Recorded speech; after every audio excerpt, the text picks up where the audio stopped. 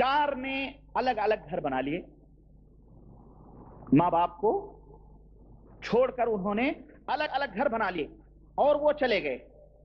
लेकिन एक बेटा ऐसा है जिसने कहा कि नहीं, मुझको वालिदैन के साथ रहना है, माँ और बाप की खिदमत करनी है, माँ बाप को नहीं छोड़ना है, मुझे उनकी खिदमत करनी है। वो अपने वालिदैन के साथ रहने लगा।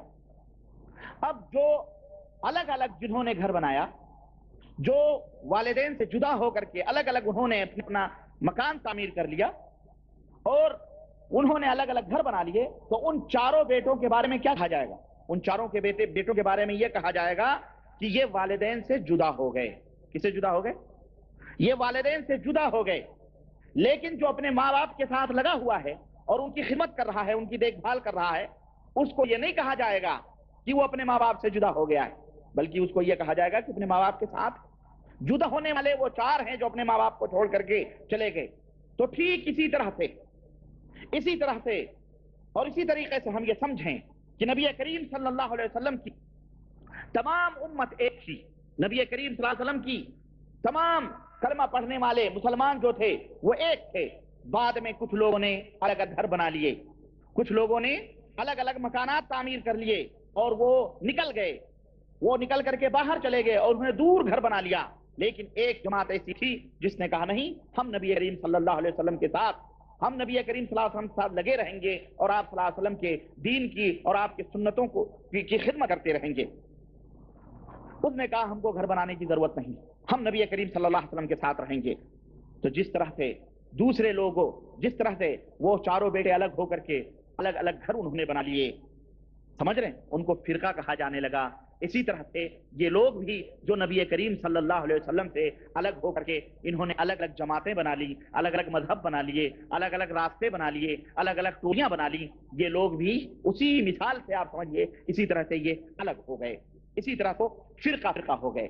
अब इस कदर इसकी तादाद बढ़ी, इस तरह इनकी तादाद बढ़ी कि अल्लाह की पनाह आप देखें, एक फिरके में यानी जो अलग हुए नबी करीम सल्लल्लाहु अलैहि वसल्लम थे, वो भी उनमें भी लोगों ने अलग अलग रास्ते अपना लिए।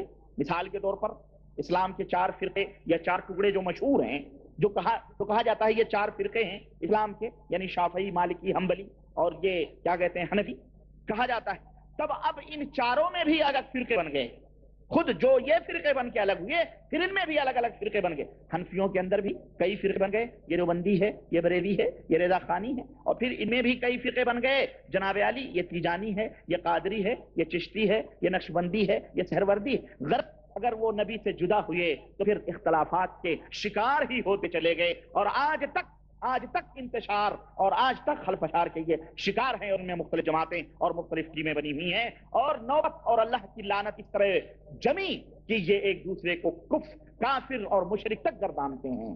हनफी हैं, एक इमाम के मानने वाले हैं, लेकिन ये एक दूसरे को काफिर कहते हैं, एक दूसरे के ऊपर शिर्क के, बिदात के फतवे नाफिज लगाते हैं। है हकीकत की नहीं, है हकीकत है। हमारे मुल्कों के अंदर बाकायदे स्टेज सजते हैं, वो देवबंदी है, वो बरेलवी है, बाकायदे मुनाजरे होते हैं, एक दूसरे को काफिर कहते हैं। मानते हैं कि हम भी इमाम अबू हनीफा के मानने वाले हैं, वो भी कहता हम भी हनफी, ये भी कहता हम भी हनफी, लेकिन एक दूसरे के ऊपर कुफ्र के फतवे लगाते हैं। समझ में नहीं आता कि अपने इमामों के पीछे क़यामत के दिन जब अपने अपने इमामों के साथ ये खड़े होंगे तो इमाम अबू हनीफा रहमतुल्लाह अलैह न जाने किसको जन्नत में लेके जाएंगे। खुद तो जाएंगे जन्नत में, लेकिन समझ में नहीं आता कि वो देवबंदी फिरके को लेकर जन्नत में जाएंगे कि बेलवी फिरकों को लेकर जन्नत में जाएंगे, अल्लाह ही बेहतर जाने। जबकि दुनिया में ये दोनों एक दूसरे को जहन्नमी करार दे रहे हैं, ये दोनों इस दुनिया में। तो मेरे भाइयों, मेरे अजीजों, ये फिरके वारियत की कहानियां हैं और आज हमारे ऊपर फिरके वारियत का लक़ब दिया जाता है कि हम फिरका परस्त हैं। फिरके परस्त हो और मुझसे मेरी जुबान न खुलवाओ।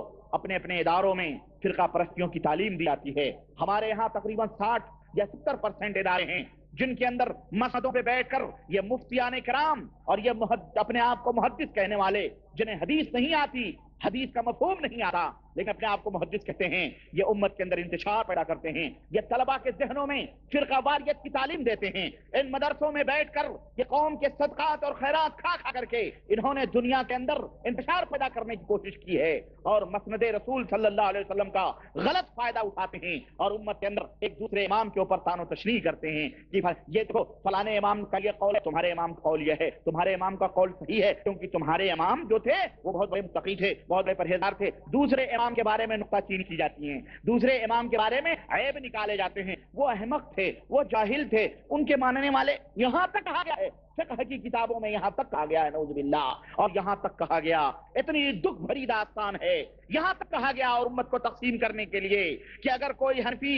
لکی اپنے کسی شافعی کو دینا چاہتا ہے تو ہرگز نہیں دے سکتا ہے، کسی حنفی کی شادی کسی شافعی کے لڑکے سے نہیں ہو سکتی، لیکن اگر کوئی حنفی لڑکا شافعی لڑکی سے شادی کرنا چاہے، شافعی لڑکی سے شادی کرنا چاہے، تو جس طرح سے یہود و نصارہ کی لڑکیوں کو لینا مسلمان کے لیے جائز ہے، اسی طرح سے شافعی لڑکی سے بھی شادی کرنا حنفی مسلمان کے لیے جائز ہے، نعوذ باللہ۔ اور دعویٰ کیا ہے؟ ہم چاروں اماموں کا احترام کرتے ہیں، ہم چاروں اماموں کو مانتے ہیں۔ ایک مولوی تھا، ایک مولوی کہنے لگا میاں آپ اس مسئلے میں کیوں رچتے ہو؟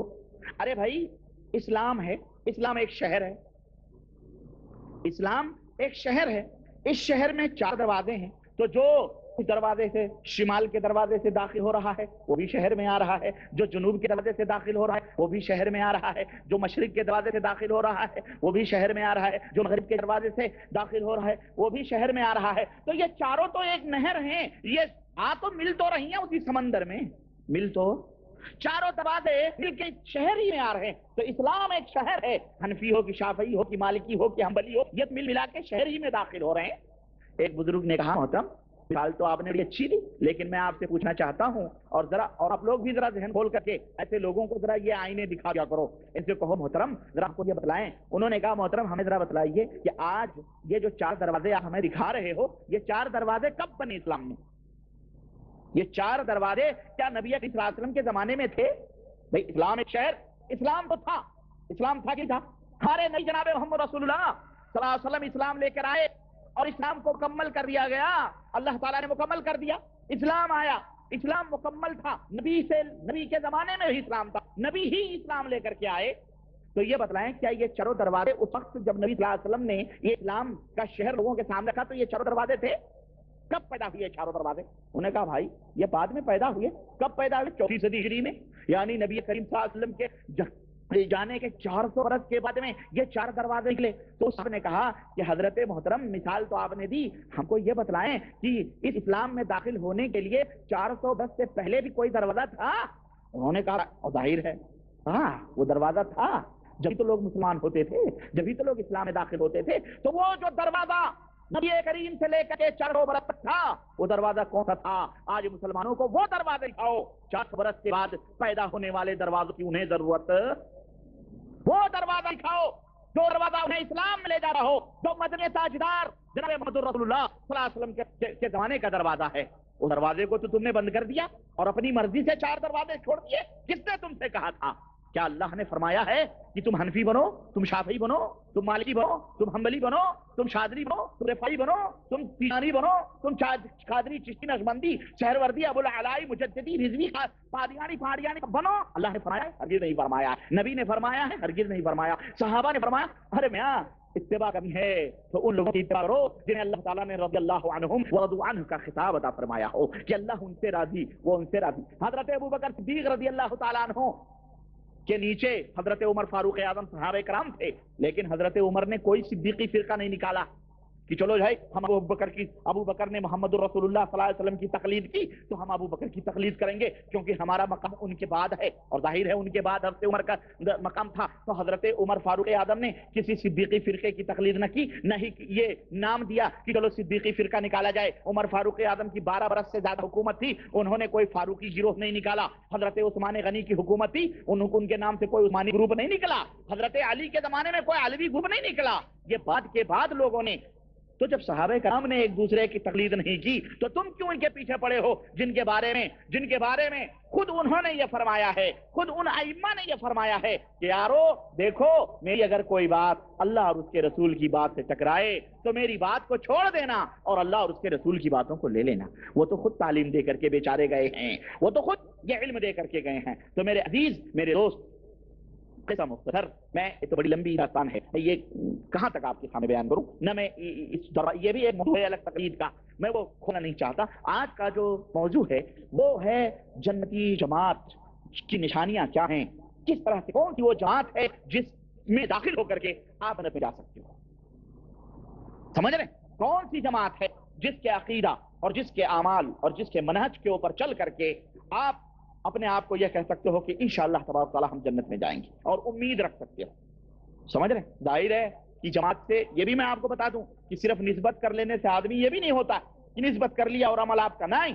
आपका कम से कम आपकी फिक्र, आपका तसव्वुर, आपका ख्याल, आपका तरीक़ेकार कम से कम उन लोगों की तरह होना चाहिए जो लोग जिनके अंदर वो सिफात पाई जाती है जन्नती जमातों की तरह कम से कम आपका तरीका होना चाहिए। आइए इस बात को समझने के बाद कि फ़िक़्ह किसको कहते हैं, जमात किसको कहते हैं, मैं आपके सामने कुछ दलाइल रखना चाहता हूँ कि उनका मनहज क्या है। कामयाब फ़िरका जो जन्नती गिरोह है, जन्नती जमात है, उसका अपना तरीका क्या है, उसका अपना रास्ता क्या है, वो मैं आपको बतलाता हूँ। नंबर 1, अल्लाह तबारक व तआला ने कुरान करीम में फरमाया वअतसिमू बिहब्लिल्लाहि जमीअन वला तफर्रकू। देखें अल्लाह ताला ने आयत करीमा में कतअन इफ्तिराक की, फिरका बनाने की, जमात बनाने की, टोलियों में बट जाने की हरगिज तालीम नहीं दी है, बल्कि अल्लाह ने फरमाया कि ऐ मुसलमानों अल्लाह की रस्सी को मजबूती के साथ पकड़ो, वला तफर्रकू,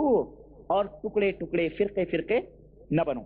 इसी तरह से अल्लाह तबारक के सूरह आल इमरान आयत नंबर 103, इसी तरह से अल्लाह तबारक तआला ने एक जगह फरमाया वला तकूनू मिनल मुशरिकीन, ऐ मुसलमानों मुशरिकों की तरह न हो जाओ, मुशरिकों की तरह न हो जाओ। क्यों? मिनल लज़ीना फर्रकू, उन मुशरिकों की तरह जिन्होंने अपने दीन को टुकड़े टुकड़ों में तकसीम कर दिया, अपने दीन को टुकड़े टुकड़ों में तकसीम कर दिया। वकानू शिअन, और जमात में बट गए। जिस तरह मुशरिकीन, आप देखें हमारे हिंदुस्तान पाकिस्तान के जो मुशरिकीन हैं उनके अंदर एक जमात नहीं है, सैकड़ों जमातें हैं जनाब आली। हाँ, कई जमातें हैं।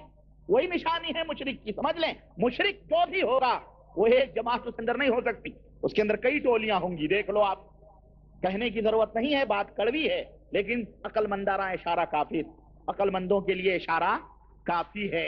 शिर्क मौजूद है तो इत्तिहाद नहीं हो सकता है, शिर्क पाया जाएगा, इत्तिहाद नहीं हो सकता है। जहां तौहीद होगी वहां इत्तिहाद होगा। बगैर तौहीद के इत्तिहाद का तसव्वुर बातिल है, हरगिज़ नहीं हो सकता है। तो अल्लाह ताला ने मना फरमाया मुसलमानों को, क्या मुसलमानों टुकड़े टुकड़े में न बनो, शियों की तरह न हो जाओ, मुशरिकों की तरह न हो जाओ, टुकड़े टुकड़ों में मत बटो, न मुख्तलिफ जमातों में बटो। कुल्लु हिज़्बिन बिमा लदैहिम फरिहून, जिस तरह से वो मुशरिकीन मुख्तलिफ टोलियों और मुख्तलिफ जमातों में बट करके अब हर जमात अपने अपने दायरे में रह करके खुश है कि हम ही जन्नती हैं, तो उनकी तरह ना बनो। इसी तरह अल्लाह के रसूल सल्लल्लाहु अलैहि वसल्लम ने फरमाया, और ये आयत करीमा जो मैंने अभी आखिर में पढ़ी है सूरह रूम की आयत नंबर 31 और आयत नंबर 32 है। अल्लाह के नबी सल्लल्लाहु अलैहि वसल्लम ने फरमाया उसीकुम बितक़वल्लाहि अज़्ज़ व जल व समअ व ताअ, ऐ मुसलमानों, ऐ मेरे सहाबा, ऐ मुसलमानों, हम तुम्हें अल्लाह से डरने की वसीयत करते हैं। अल्लाह से डरो और अमीरों की समातात करो, अमीरों की इताअत और पैरवी करो। व इन तअम्मर अलैकुम अब्दुन हबशीयुन, अगरचे तुम्हारे ऊपर कोई काला कलूटा गुलाम ही अमीर और बादशाह क्यों न बना दिया गया हो, अमीर और बादशाह भले कोई काला कलूटा गुलाम ही तुम्हारे ऊपर बना दिया गया हो, उसकी इताअत करो। फइन्नहु मन यइश मिनकुम फसयरा इख्तिलाफन कसीरा, इसलिए ये बात मैं कह रहा हूं, नबी रहमत अपनी उम्मत को सिखा रहे हैं कि इसलिए मैं ये बात कह रहा हूं कि जो लोग मेरे बाद रहेंगे, जो लोग मेरे बाद आएंगे, वो लोग मेरी उम्मत में बहुत ज्यादा इंतशार देखेंगे, बहुत ज्यादा इख्तिलाफात देखेंगे, बहुत ज्यादा तफरके देखेंगे, तनाज़ो देखेंगे। तो उस वक्त अल्लाह के नबी ने फरमाया क्या, फ़अलैकुम बिसुन्नती व सुन्नतिल खुलफ़ाइर राशिदीन अल महदीय्यीन, तो ऐ मुसलमानों तुम्हारे ऊपर उस वक्त जब लोगों के अंदर इंतशार पैदा हो जाए, इख्तिलाफ पैदा हो जाए, फ़अलैकुम बिसुन्नती, तो मेरी सुन्नत को लाजिम पकड़ो। उस वक्त क्या करो, मेरी सुन्नत को लाजिम पकड़ो। और खुलफ़ाए राशिदीन जो हैं, अल महदीय्यीन, जो हिदायत याफ्ता हैं, जिन्हें अल्लाह के नबी सल्लल्लाहु अलैहि वसल्लम ने ट्रेंड किया है और जो सही रास्ते पर हैं, उनके रास्ते को अपनाओ, उनकी सुन्नतों को अपनाओ। तमस्सकू, और मजबूती के साथ पकड़ लो। वअब्दू अलैहा बिन्नवाजिद, और उस रस्सी को इतनी मजबूती के साथ पकड़ लो कि अपने दांतों के अंदर उसको दांतों से मजबूती के साथ पकड़ लो। एक रस्सी अगर हाथ में आपने पकड़ी है और खींचने वाला खींच रहा है और हाथ से डर टूटने का अंदेशा है तो आदमी मुंह लगा देता है, منہ لگا دیتا ہے نہیں؟ تو اللہ کے نبی، اور یہ آخری مرحلہ ہوتا ہے اس کا، تو اللہ کے نبی نے فرمایا دانتوں سے مضبوطی کے ساتھ اس کو پکڑ لو. وَإِيَّاكُمْ وَمُحْدَثَاتِ الْأُمُورِ، اور یاد رکھو شریعت میں نئی نئی باتوں کے گڑھنے سے